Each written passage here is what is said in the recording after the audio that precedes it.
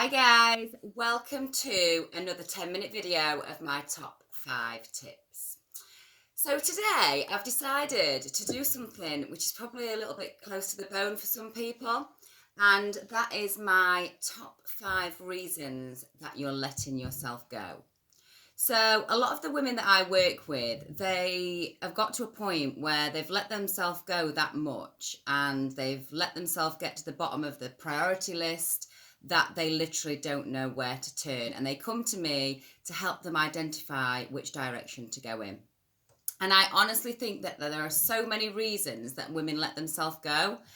And we're going to go through them today, because I think once you identify why you've let yourself go, you can actually start to undo that and put some simple things in place to help yourself start to feel better. So number one, I think, is that you aren't prioritizing yourself. And by not prioritizing yourself, that means that you're prioritizing other things over you. So it might be that you're prioritizing looking after the kids. It might be that when they go to bed at night, you're running around doing their laundry, packing their bags, making their sandwiches, cleaning up.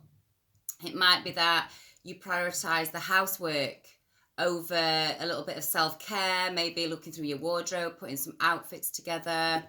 It might be that you prioritize your job. You know, you might be up early in the morning, go to work after you drop the kids off, come home, make the tea, put them to bed, and then you're back on the laptop working, which, again, sometimes people can just fall into doing, and it becomes the normal for them. But by doing that, it means that you haven't left yourself any time for you. And I'm a firm believer that there are 24 hours in a day and you decide how you choose to spend them. You know, it's worth reflecting on how you spend those 24 hours and saying, do I really spend them wisely? Could I squeeze in an extra hour here or an hour there? Would I be better placed to spend 3 hours on a video call with Joy sorting out my wardrobe, or ploughing through with that work after the kids have gone to bed? You know, you get to make those choices. So number one is that you're not prioritizing yourself. Number two is that you don't feel you deserve to look after yourself. So you let yourself go because you just think you're a no one, you know. I'm somebody's mum, I'm somebody's wife, and I don't really matter. And I have mentioned this before, that feeling that low level of self-worth can come from so many things, you know, feeling that you're not good enough. It can be that you feel like you can't achieve something, and that could come from your childhood. It could be that you're different. You've got an instinctive feeling that you are different to other people and that you can't be as trendy or cool as somebody else. And that's something internal that you really need to work on. So point number three is that you just can't be arsed. You're lazy. You don't see the point in looking nice. I mean, what am I looking nice for? Looking nice for who? I mean, no one gives a shit if I look nice. And again, that is something that you need to stop in your tracks and say, why can't I be arsed?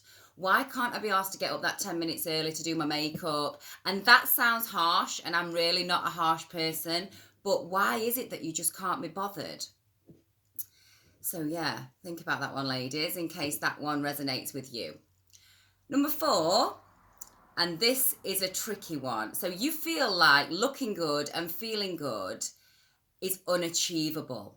Okay, so you feel like that journey is too much to even take on. You feel the mountain is too high to climb, and you don't know the how. You don't know how to start feeling and looking good. So you just decide to carry on letting yourself go. Just take a little sip. And that's why I always talk about setting smart targets that are realistic for you to achieve.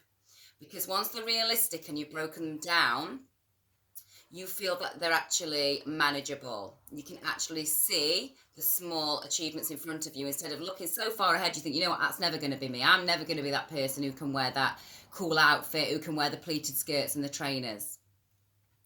So number five, and this is another one that I think a lot of women let themselves go because of, you're scared of what may happen if you start putting things in place to feel and look better. So subconsciously, you're not taking action to feel better about yourself or to look good because you want to keep yourself safe. And inaction is a technique that people use to keep themselves comfy in the comfort zone or the frumpet zone or whatever it is that you want to call it.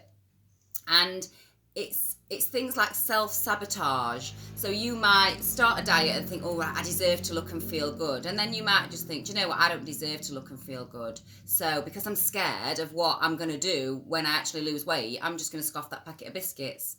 And again, that is directly linked to your self-worth. And because of this fear, because you're scared of what might happen if you start to feel and look good, it can be a fear of how it might impact on your relationships. So you might think, oh God, if I start to lose weight and I look good, what if my husband responds differently to me? What if he wants to have sex? And we all know that we've not had sex for months, and I don't want that. I don't want to have to get naked in front of him. It might be that you might feel differently at work. You might start getting attention. You might have people come up to you in the street and say, oh God, have you lost weight? Or are you seeing a stylist? Have you started dressing a bit differently? Because then it's that attention, and you don't like that, and it's scary because you'll have to actually then make eye contact and talk to people, and that might be something you're not used to. So all of those reasons could be the reason that you've just let yourself go, because you feel like you don't matter anymore. And believe me, every woman matters. And I can't stress that enough.